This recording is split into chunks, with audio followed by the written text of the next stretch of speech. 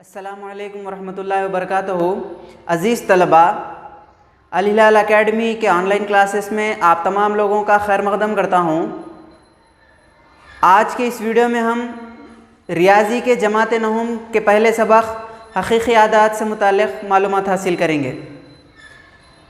इस वीडियो को देखने से पहले मैं आप लोगों को रिकमेंड करूँगा कि इससे पहले जमात नहुम रियाज़ी के जो वीडियोज़ अपलोड किए गए थे हक़ीक़ी आदात से मुताल्लिक़, पहले आप जाकर उन वीडियोज़ को देखिए जो अल हिलाल एकेडमी के चैनल की प्लेलिस्ट में मौजूद है। फिर उन वीडियोज़ को देखने के बाद अगर आप इन वीडियोज़ को देखेंगे तो आपको बआसानी समझ में आएगा।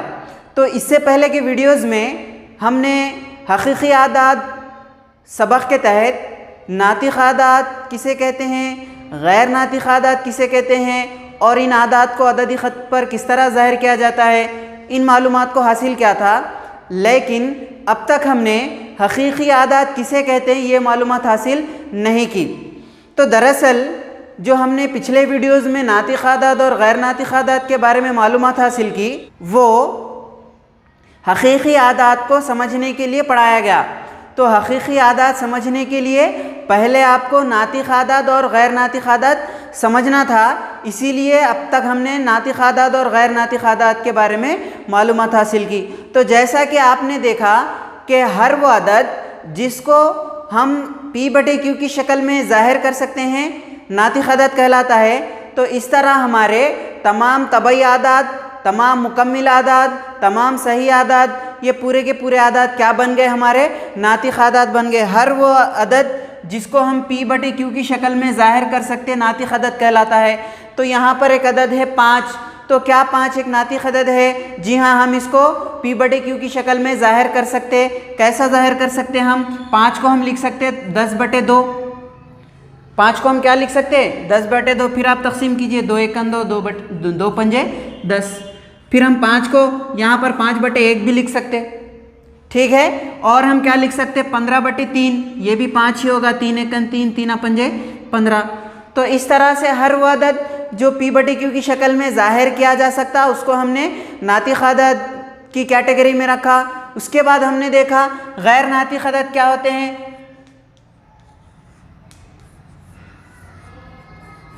गैर नातिक़ अदद क्या होता है? हर वो अदद जो P/Q की शक्ल में ज़ाहिर नहीं किया जा सकता और इसके अलावा हर वो अदद जो गैर मुख्ततिम, गैर तकरारी आशारिया रखता है उसको हम क्या कहेंगे? गैर नातिक़ अदद। जैसा मिसाल के तौर पर आपका है पाई की जो कीमत है उसकी आशारिया मुख्ततिम नहीं है, गैर मुख्ततिम है, ठीक है। इसके अलावा मैं अगर आपको कहूँ 6.3, 5, 4, 2, 1, 7, 3, 4, 2, 5, 3 और ये लामुद्दना है। अगर इस तरह से मैं लिखूं तो ये मेरा क्या बन गया? गैर नातिक़ अदद। क्यों? क्योंकि ये क्या है? गैर तकरारी है, यानी कि इसमें एक जैसे आदात बार बार दोहराए नहीं जा रहे। इसके अलावा और क्या है? गैर मुख्ततिम भी नहीं है, और ये गैर मुख्ततिम है और गैर तकरारी है, यानी कि इसका कोई इख्तिताम भी नहीं है और ये जो है तकरारी भी नहीं है। गैर मुख्ततिम, गैर तकरारी आशारी आदात क्या होते हैं? ये भी गैर नातिक़ आदात होते हैं। इसके अलावा हर वो अदद, हर वो तबई अदद जो जज़र में पाया जाता है और कामिल मुरब्बा नहीं है वो भी गैर नातिक़ अदद हो गए। इस तरह से हमारे जज़र वाले आदात जो कामिल मुरब्बा नहीं है, जैसा 2 किसी का मुरब्बा नहीं है तो जज़र में 2, जज़र में 3, ये भी गैर नातिक़ आदात बन गए। अब देखिए जज़र में 4, जज़र में 4 क्या है? 4 किसका मुरब्बा है? 4 जो है 2 का मुरब्बा है। 2 को 2 मरतबा ज़रब देने पर 4 आता है। तो इस तरह हमारा 4 क्या है? नातिक़ अदद है। फिर जज़र में 5, ये भी हमारा गैर नातिक़ अदद है। जज़र में 6, ये भी हमारा गैर नातिक़ अदद है। जज़र में 9, ये जो है हमारा नातिक़ अदद है। क्यों? क्योंकि जो 9 है एक कामिल मुरब्बा है। किसका कामिल मुरब्बा है? 3 का। तो इस तरीके ये गैर मुख्ततिम है और गैर तकरारी है, यानी कि इसका कोई इख्तिताम भी नहीं है और ये जो है तकरारी भी नहीं है। गैर मुख्ततिम, गैर तकरारी आशारी आदात क्या होते हैं? ये भी गैर नातिक़ आदात होते हैं। इसके अलावा हर वो अदद, हर वो तबई अदद जो जज़र में पाया जाता है और कामिल मुरब्बा नहीं है वो भी गैर नातिक़ अदद हो गए। इस तरह से हमारे जज़र वाले आदाद जो कामिल मुरब्बा नहीं है, जैसा दो किसी का मुरब्बा नहीं है तो जज़र में 2, जज़र में 3, ये भी गैर नातिक़ आदाद बन गए। अब देखिए जज़र में 4, जज़र में 4 क्या है? 4 किसका मुरब्बा है? 4 जो है 2 का मुरब्बा है। 2 को 2 मरतबा ज़रब देने पर 4 आता है, तो इस तरह हमारा 4 क्या है? नातिक़ अदद है। फिर जज़र में 5, ये भी हमारा गैर नातिक़ अदद है। जज़र में 6, ये भी हमारा गैर नातिक़ अदद है। जज़र में 9, ये जो है हमारा नातिक़ अदद है। क्यों? क्योंकि जो 9 है एक कामिल मुरब्बा है। किसका कामिल मुरब्बा है? 3 का। तो इस तरीके से हमारा जज़र में 9 नातिक़ अदद बन गया और ये जज़र में 5, 6, 7 ये गैर नातिक़ अदद बन गए। तो ये है हमारे नातिक़ आदाद। ठीक है, तो ये सारी मालूमात हमने हमारे अब तक के वीडियोस में देखा था। अब हम देखेंगे कि हकीकी आदाद किसे कहते हैं। हकीकी आदाद दरअसल नातिक़ आदाद और गैर नातिक़ आदाद का मजमुआ होते हैं। क्या होते हैं हकीकी आदाद? इन दोनों को मिलाने से एक नए नौइयत के आदाद वजूद में आते हैं जिसको हम हकीकी आदाद कहते हैं। यानी कि कायनात में पाए जाने वाले सारे के सारे आदाद को हम हकीकी आदाद, अगर हम इसको अंग्रेज़ी में कहेंगे तो अंग्रेज़ी में इसको हम कहेंगे रियल नंबर्स। क्या कहेंगे हम इसको? Real numbers. ठीक है, और इसको अंग्रेज़ी के हरूफ हम R से ज़ाहिर करेंगे। अगर आपसे कहा गया कि हकीकी आदाद की मिसालें दीजिए, हकीकी आदाद की मिसालें दीजिए, तो आप नातिक़ आदाद की भी मिसाल दे सकते हैं और गैर नातिक़ के। ये पूरे के पूरे आदाद क्या कहलाते हैं? हकीकी आदाद। तो जैसा कि देखिए जज़र में 2 हकीकी आदाद है, जज़र में 4 हकीकी अदद है, जज़र में 6 हकीकी अदद है, 4 हकीकी अदद है, 5/2 हकीकी अदद है, 0 हकीकी अदद है, पई हकीकी अदद है। तो गर्ज़ ये कि तमाम के तमाम आदाद चाहे वो नातिक़ हो या गैर नातिक़ हो, ये पूरे के पूरे एक ही सेट में पाए जाते हैं और उस सेट का नाम क्या है? हकीकी आदाद। तो मैं उम्मीद करता हूँ कि हकीकी आदाद के बारे में आप लोगों को अच्छी तरीके से समझ में आया होगा। अब हम इसके आगे की मालूमात हासिल करेंगे। तो अब हम देखेंगे 2 आदाद के दरमियान गैर नातिक़ अदद को किस तरीके से मालूम किया जाता है। तो हमारा सवाल है 3 और 4 के दरमियान गैर नातिक़ अदद मालूम कीजिए। तो इससे पहले के वीडियोज़ में हमने 2 नातिक़ आदाद के दरमियान मज़ीद नातिक़ अदद को किस तरह मालूम किया जाता है ये देखा था। अब हम देखेंगे कि 2 आदाद के दरमियान गैर नातिक़ अदद को किस तरीके से मालूम किया जाता है। तो तरीक़ा बहुत ही आसान है। जो 2 आदाद हमको दिया गया उन 2 आदाद को जज़र में लिखकर ज़रब देना है। जैसा 3 और 4 है, जज़र में 3 ज़रब जज़र में 4। क्या किया हमने? 2 आदाद को जज़र में लिखकर ज़रब दिया। अब देखिए यहाँ पर आपको मालूम है जज़र में 4 की कीमत क्या होगी। जमात हश्तुम में हमने इसके बारे में मालूमात हासिल की। जज़र में 4 की कीमत होती है 2, क्योंकि 4 का जज़रुल मुरब्बा 2 है और 2 का मुरब्बा 4 है। तो जब हम यहाँ से जज़र निकालेंगे तो इसकी कीमत हो जाएगी 2, यानी कि जज़र में 3 ज़रब 2। या फिर आप इसको ऐसा लिख सकते हैं, जज़र में 4 की जगह पे 2 की क़ुव्वत 2 लिख सकते हैं। 2 का मुरब्बा 4 होता है, तो 4 की जगह पे क्या लिखा हमने? 2 की क़ुव्वत 2। 2 की क़ुव्वत 2 मतलब 4 ही होता है। और 2 और ये जज़र कट जाते, दूसरी और ये जज़र कट जाते, बचता क्या? 2। तो इस तरीके से जज़र में 3 ज़रब जज़र में 4 की कीमत क्या होगी? 2 होगी। तो ये होगा हमारा जवाब 2 जज़र में 3। ये एक गैर नातिक़ अदद है जो 3 और 4 के दरमियान पाया जाता है। तो देखिए हमने क्या किया, आपको 2 आदाद दिए गए थे तो इनके दरमियान गैर नातिक़ अदद मालूम करने के लिए हमने जज़र में 3 ज़रब जज़र में 4 लिखा, यानी इन 2 आदाद के साथ जज़र लगाया, फिर दोनों को क्या किया? ज़रब दिया। फिर 4 की कीमत, जज़र में 4 की कीमत मालूम की हमने 2, और इस तरीके से हमारा जवाब बना 2 ज़रब जज़र में 3, या फिर 2 जज़र में 3 भी आप लिख सकते हैं। दोनों के दरमियान क्या होगा? ज़रब होगा। तो 2 जज़र में 3 हमारा बना एक गैर नातिक़ अदद जो किस किस के दरमियान मौजूद है? 3 और 4 के दरमियान मौजूद है। ठीक है, अब हम इसको जो है लफ्ज़ों में लिखेंगे। किस तरीके से हम इसको अल्फाज में बयान कर सकते हैं? अगर तो देखिए हम इसको इस तरह अल्फाज में बयान कर सकते हैं। अगर ए और बी 2 मुस्बित नातिक़ आदाद हैं, इस तरह के ए ज़रब भी एक कामिल मुरब्बा नहीं है। तो देखिए 3 और 4 है, यहाँ पर 2 मुस्बित नातिक़ आदाद है। अगर हम जो है इसका हासिल ज़रब लेंगे 3 ज़रब 4 तो क्या आएगा 12। तो देखिए अगर ए और बी 2 मुस्बित नातिक़ आदाद है, इस तरह के ए ज़रब बी एक कामिल मुरब्बा नहीं है, तो दोनों को ज़रब दिए 12 आया, कामिल मुरब्बा नहीं है, तब क्या होगा जज़र में उनका ज़रब एक गैर नातिक़ अदद होगा। अगर इन दोनों का ज़रब कामिल मुरब्बा नहीं है, अगर इन दोनों का ज़रब कामिल मुरब्बा नहीं है, तब इन दोनों का जज़र में ज़रब क्या होगा गैर नातिक़ अदद होगा।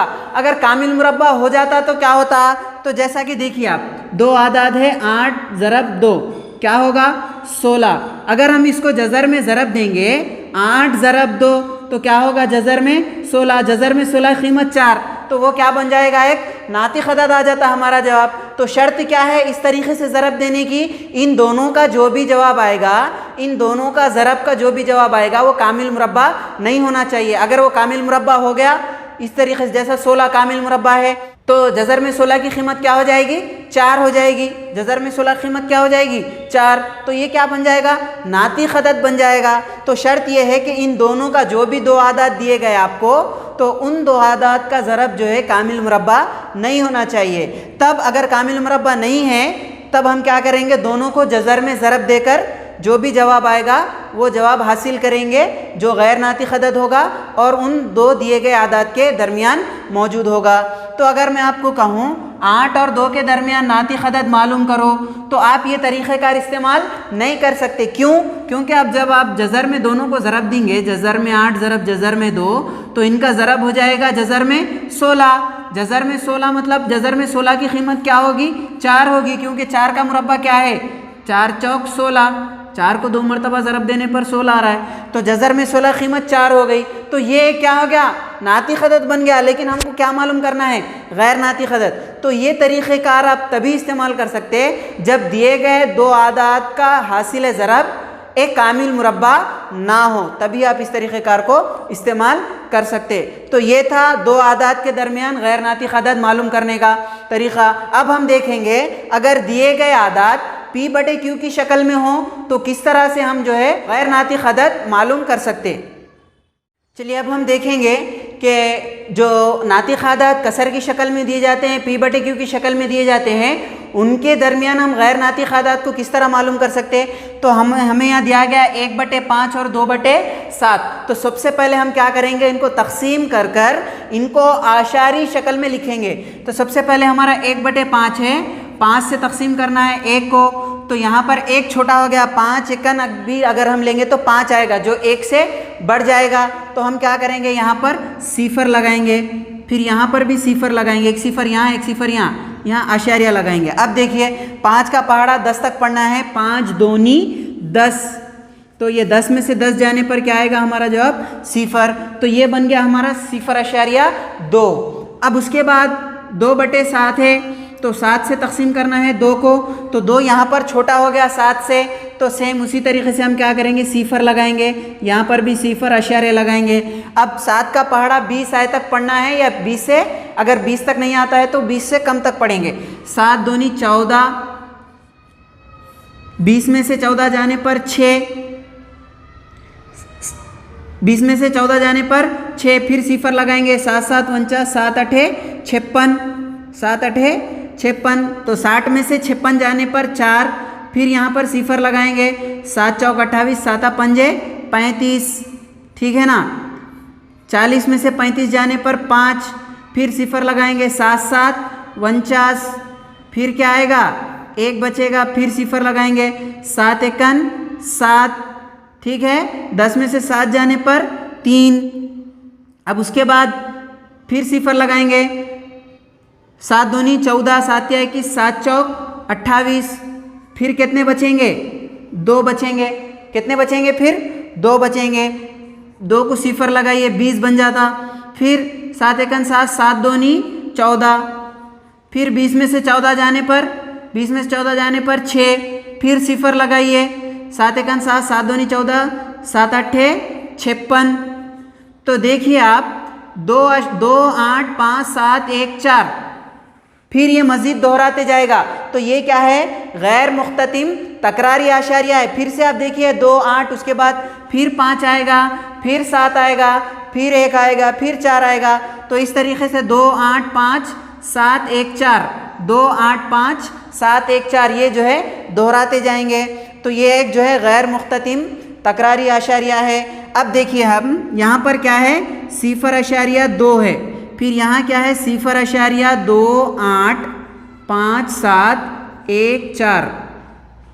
अब इन दोनों के दरमियान, इन दो आशारिया के दरमियान हमको गैर नातिक अदद मालूम करना है। तो देखिए ये 28 है, यहाँ पर 0.28 है, यहाँ पर 0.2 सिफर है, ये कुछ भी नहीं रहा तो सिफर लगा सकते हैं। यहाँ 20 है, यहाँ पर 28 है, यहाँ पर 20 है, यहाँ पर 28 है। 20 और 28 के बीच में क्या आता, 21 22 23 24। तो आप कुछ भी लिख सकते हैं यहाँ पर 0.2 1 4 5 7 9 4 2 1 3 नहीं, ये गैर नातिक अदद हो गया। यानी कि आपको अशारिया के बाद आदाद लगाना है जो गैर मुख्ततिम रहना और गैर तकरारी रहना, बार बार आदाद एक जैसे आदाद दोहराए नहीं जाना। उसके बाद 0.2 1 5 6 7 9 8 4 3। देखिए आप ये 0.2 सिफर है, 0.2 8 है, 20 और 28 के दरमियान 0.2 1 4। तो इस तरीके से हम 0.2 2 6 4 3 2, यानी कि इस तरीके से हम दो नातिक आदाद के दरमियान लामुतनाही गैर नातिक आदाद लिख सकते हैं हम। अब आपको करना ये है, आपकी किताब के पहला जो सबक है हमारा हकीकी आदाद, उसका जो मश्क नंबर 1.2 है, उसका पहला दूसरा तीसरा चौथा ये 4 सवालात जो आपको स्क्रीन पर दिखाई दे रहे हैं, इन 4 सवालात को आपको हल करना है। पहले सवाल में क्या है, आपको झेल के आदाद में कौन से नातिक और गैर नातिक आदाद है दर्जाबंदी करना है। जैसा जज़र में 27 है, जज़र में 441 है। तो अगर ये जो जज़र वाले आदाद है, अगर ये किसी का कामिल मुरब्बा है तो नातिक अदद होंगे, अगर कामिल मुरब्बा नहीं है तो गैर नातिक अदद होंगे। इसी तरीके से आपको जो है दर्जाबंदी करना है, ये दिए गए आदाद नातिक है या गैर नातिक। उसके बाद तीसरा सवाल का जो तरीक़ेकार है, अभी जो हमने बोर्ड पर देखा ये कसर की शक्ल में आदाद दिए गए हैं, इनके दरमियान गैर नातिक अदद मालूम करना है। तो इनको आशारिया में तब्दील करके, इनको आशारी कसर में तब्दील करके उनके दरमियान के आदाद, कुछ भी जो है आदाद आशारे के बाद वाले आदाद लगाकर गैर मुख्ततिम गैर तकरारी आशारिया बना के आदाद को लिखना है। उसके बाद जो चौथा सवाल है 0.7 और 0.77 के दरमियान गैर नातिक अदद। अब 7 और 77, तो 7 जो है आपका, 7 के बाद सिफर लगाइए, क्या बन जाएगा वो 70। 70 और 77 के दरमियान 0.7 1 3 4 5 6 कुछ भी लिख सकते हैं आप, 0.7 2 4 5 6 8 9 कुछ भी लिख सकते, ठीक है ना। तो इस तरीके से आपको जो है ये पहले 4 सवालात हल करना है। इंशाल्लाह बाकिया सवालात हम अगले वीडियो में देखेंगे।